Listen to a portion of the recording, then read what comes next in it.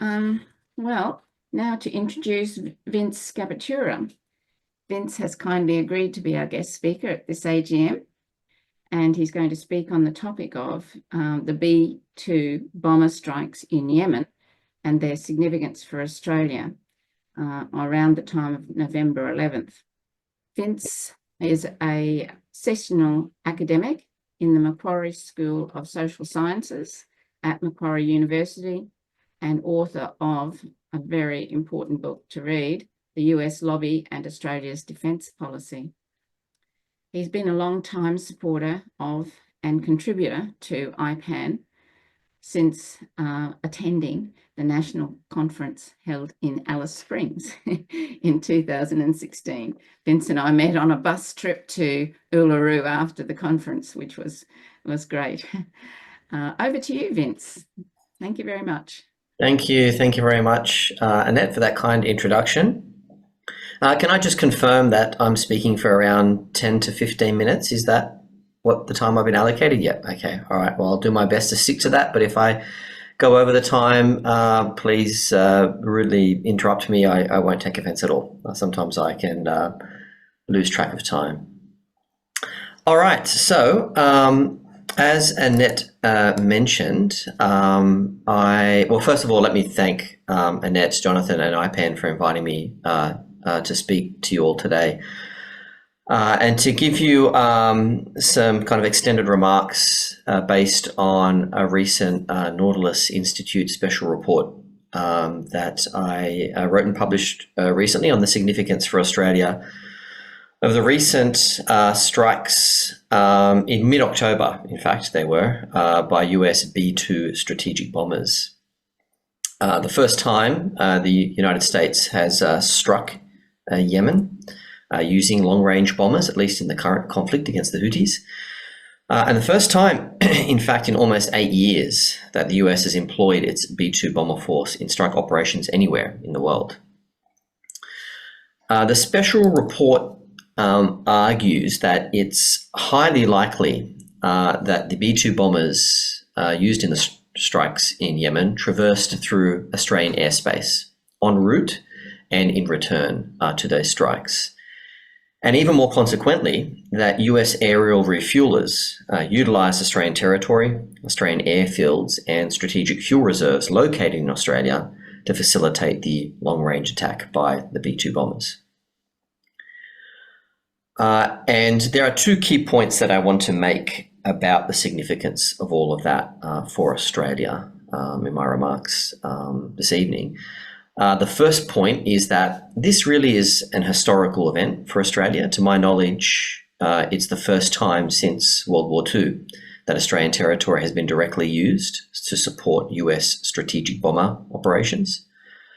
And I think it foreshadows the potential for future joint Australia-US strategic bomber operations, not just in the Middle East theatre, but also in the Indo-Pacific, in any potential conflict with China, and including the possibility of support for nuclear operations. So that's the first point. The second key point I want to make, or to really bring attention to, is the utter lack of transparency and accountability on the part of Defence and the Albanese government, which hasn't even done really the absolute minimum by making even a formal public statement about Australia's participation in the strike, let alone provide even the most basic operational details about that support. And this, behaviour, in my opinion, doesn't really bode well for the prospects of the Australian public being properly informed about any future operations that the government may or may not authorise in support of the United States. Operations which should be the subject of robust national discussion and debate, given the profound strategic importance of those strategic bomber operations. So before I flesh out these kind of 2 points in a little bit more detail, I'll just give a bit of a background to the events as they transpired. I understand that the Nautilus report was circulated, I believe, but many of you may not have read it, so I'll just give a brief background to the events. So on 15th of October, 5 US B-2 strategic long-range bombers left their base at Whiteman Air Force Base in Missouri, in the center of the United States. And they flew west over the US, out across the Pacific Ocean, towards Hawaii, then down to the South Pacific before reaching the Coral Sea, just 250 kilometers east of Brisbane at about 3 p.m. Brisbane time on the 16th of October. And we know this much, not so much because the Australian government told us, but because the B-2 bombers checked in to Air Services Australia's Brisbane Traffic Control Centre, as all aircraft are required to do when traversing Australian airspace, revealing the number of bombers, their formation, and the location at the time that they checked in. The bombers then most likely continued across the north of Australia, out across the Indian Ocean to the US base on Diego Garcia, and after a short stop and refuel, continued on to their final destination in Yemen, where they launched 15 strikes against the Houthis in the capital of Yemen, Sanaa, and also a couple of hundred kilometers to the north of the capital, to the city of Sada.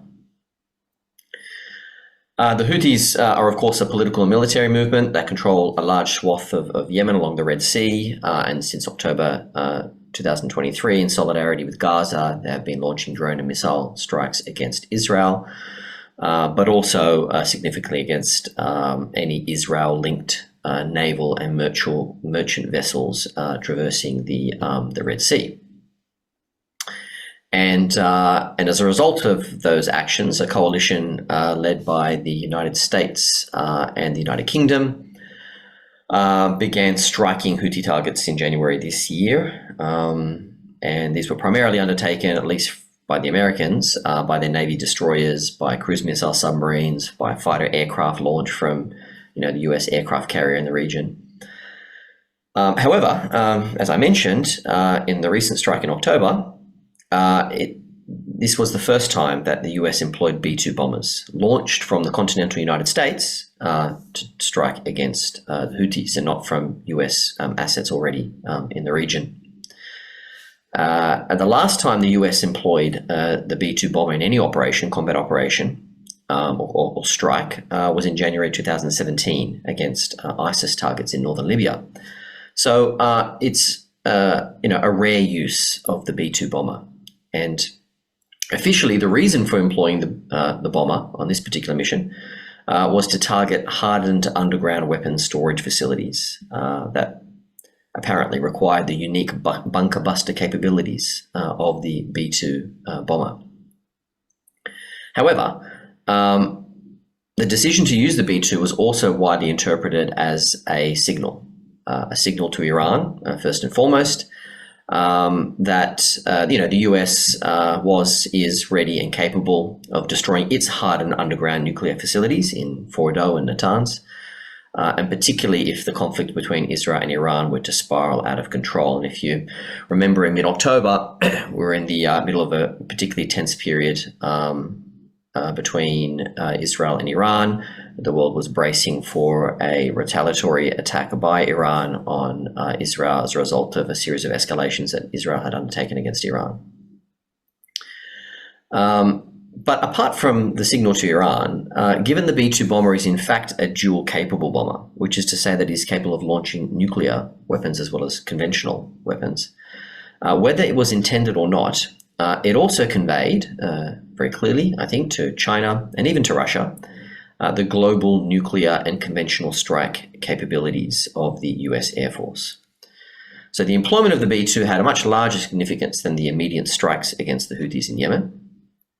But even beyond that, the strikes also had profound strategic implications for Australia, although this fact in particular was left entirely unexamined by the mainstream media. You can find some commentary about potential signaling actions of the US strikes against the Houthis to Iran, but nothing really about the implications of Australia's participation. And this brings me to the first key point I want to make about this operation being an historic event. Australia's participation in the B-2 strikes marks the first time, as I mentioned, since World War II, as far as I know, that Australian territory has been used in support of US strategic bomb operations. Moreover, this participation involved not just B-2s traversing Australian airspace en route and in return from strikes against Yemen, but also the use of American aerial refuelers taking off from Australian airfields to enable the B-2s to carry out their long-range strikes. That is, Australia played a crucial enabling or logistics role for long-range strikes carried out by US B-2 dual-capable bombers. Now, given the distances involved, the B-2 bombers could not have flown from their home base in Missouri all the way to Yemen without refueling a number of times, in fact, at least 4 times. And this is where the geopolitical importance of Australia to the United States becomes apparent, because not only do US B-2 bombers need to seek permission to overfly any foreign territory, of course, on their way to strikes, they need aerial refuelers to support them on their journey. And they need to be in strategically located air bases and where they have access to fuel reserves and so on. Now, US B-2 bombers could have flown east from the United States to Yemen, which in fact would have been a shorter distance, but would require overflying Europe and the Middle East.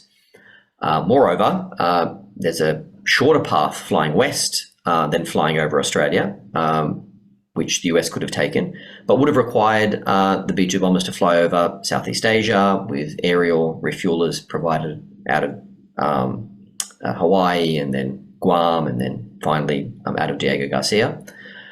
And this is in fact the path that B-2 bombers took to strike Libya in 2017.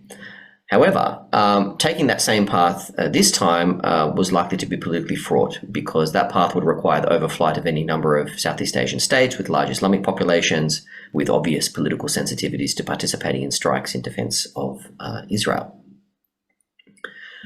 Australia, therefore, provided a geopolitical sweet spot with a loyal, if not acquiescent, government that evidently had no qualms about participating in the operation. Moreover, Australia has, in recent years, through the US Force Posture initiatives, been steadily building up capabilities to provide logistical and other support for B-2 bomber operations. In fact, B-2s were actually operating out of Amberley Air Force Base in Queensland just prior to the Yemen operation across the months of August and September in a bomber task force mission, conducting interoperability exercises with the Royal Australian Air Force, practicing refueling operations, across the vast distances of the Indo-Pacific. So Australia's support for the B-2 strikes in Yemen served really as a first demonstration or a proof of concept of what the US military build-up in Northern Australia is capable of achieving in actual combat. Of course, this is just a small taste of what's possible, given the US Force Posture initiatives involve not just the forward basing of US bombers in Australia, but also full spectrum support operations for those bombers by the RAAF, including air protection, refueling, and supply. And remember, these are dual-capable bombers that can launch both conventional and nuclear operations. And so the real significance for Australia of the B-2 strikes in Yemen is that they prefigure similar and more prominent roles for Australia in American conventional, but also potentially nuclear operations, not only in the Middle East, but in East Asia and the Pacific, and especially around China. Okay, so just very quickly, I want to just end on the second key point that I raised earlier about the utter lack of transparency and accountability by Defence and the Australian government about Australia's participation in the strikes. So just to be clear, there has been no formal announcement by Defence, by Richard Marles, by Penny Wong, or anyone in the Albanese government about Australia's involvement in the strikes.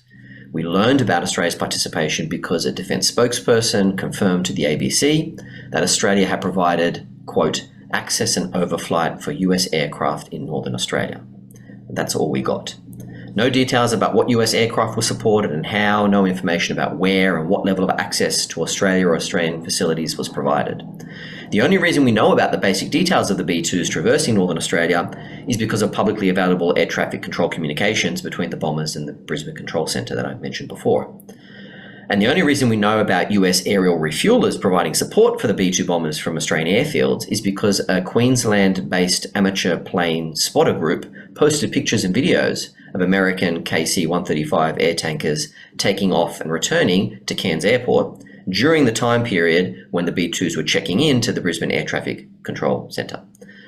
Of course, the amateur plane spotters had no idea what they were capturing. That was, in fact, a live combat operation. It's only by piecing these things together that we have some idea of what transpired.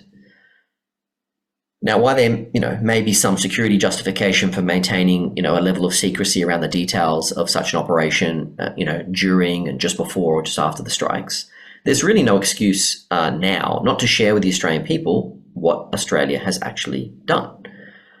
And really, this should be part of a much larger national conversation, debate about what precisely are the limits to Australia's support for US strategic bomb operations should the very real prospect of an all-out war breaking out in the Middle East come to pass, or closer to home, should conflict break out in East Asia between the US and China. Unfortunately, the Australian government has displayed no willingness to publicly acknowledge, let alone debate, the implications of America's steady military build-up in the north of the country and the deepening integration of the ADF with US armed forces.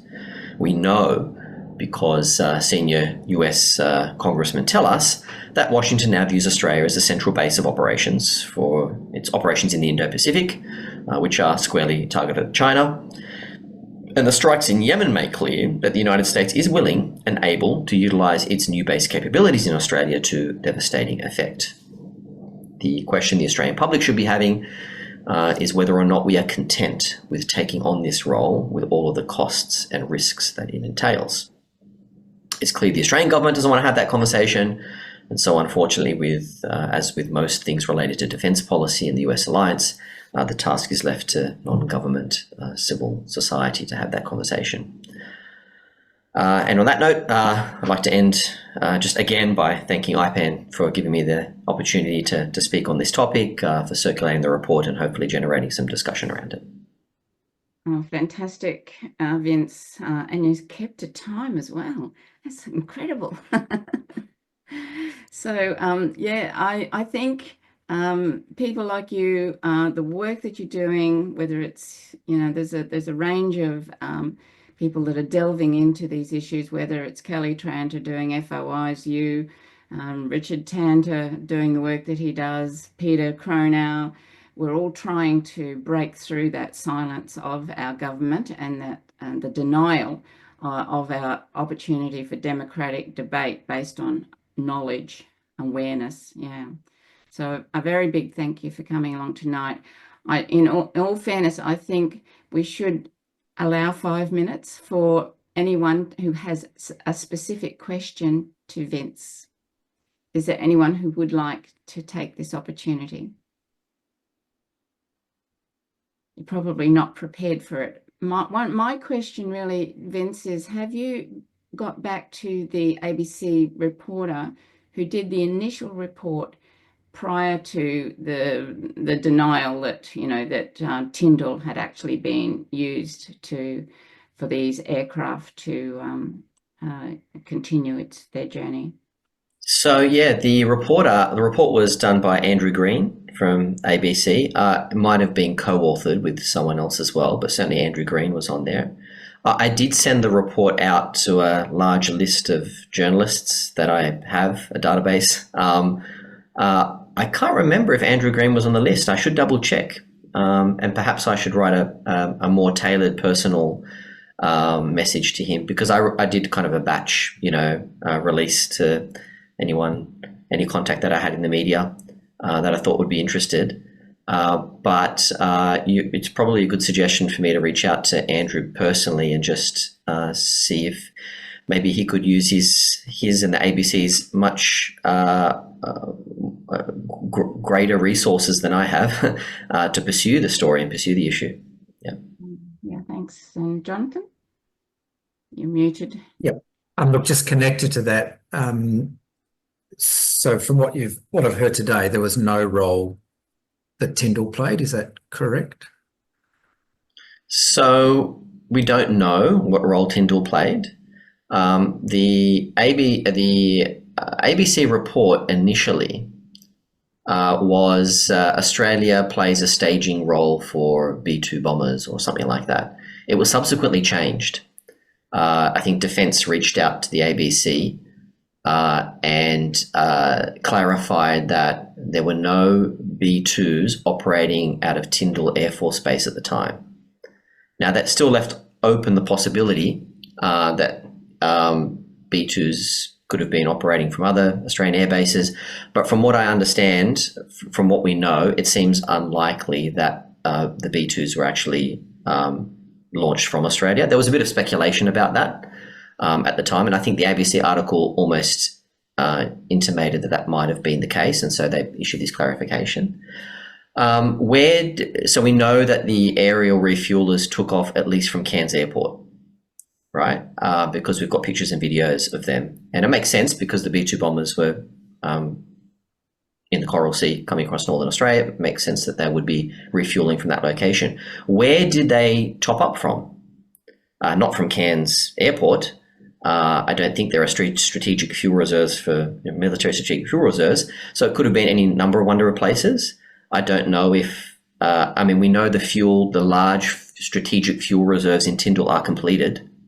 So all the upgrades at Tyndall for the forthcoming forward basing of B-52 bombers, everything isn't complete, but the fuel reserves are complete.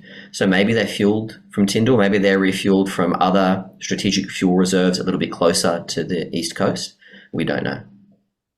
Is it possible that the first ABC report said too much? Sorry, but Sorry. Another hand was up before yours. So I was just Doctor Who. second part of my question. Yeah. Go ahead, Colin. Yeah. Okay, so look, I wonder, Vince, if you could perhaps reword my question that I've put on chat, and that we could send to all members. We do need to kind of preempt this, and perhaps just with a very simple sentence, given Australia's secrecy about the recent involvement in refueling B-2s from Northern Australia and its involvement in Yemen, what are the Australian limits to cooperation with US forces? Now, we could each individually write to our own personal Member of Parliament and any other Member of Parliament that we perhaps know personally. I'm fortunate in Western Australia because although I live in one electorate, I'm very involved with Kate Cheney, and she has asked questions about nuclear safety issues at Coburn Sound. So it's an issue that we can raise. The other issue, of course, is I don't know whether people have yet found the little chat issues on Radio National, Radio ABC, if you use their app. Now, you may never get your question asked, but the journalists do read them and the producers do read them. And so a constant little reminder with a very brief question is a way of gradually increasing the pressure on government from a social media and media point of view. So Vince, I just wonder whether we could ask you to just tidy up my question a little bit if there's any improvements, and perhaps we could send it to all members asking them to specifically ask their Member of Parliament to ask a question of the Minister in Parliament. Yeah, I think that's a fantastic suggestion. I'm more than happy to do that. How should I just send an email with the wording looks good, but I can just have a quick check over it and then send an email to you, Annette, and you can pass it on, or? Yeah, that'll work, Vince, and that's a great proactive suggestion. Mm-hmm. Thanks very much. Just timing wise,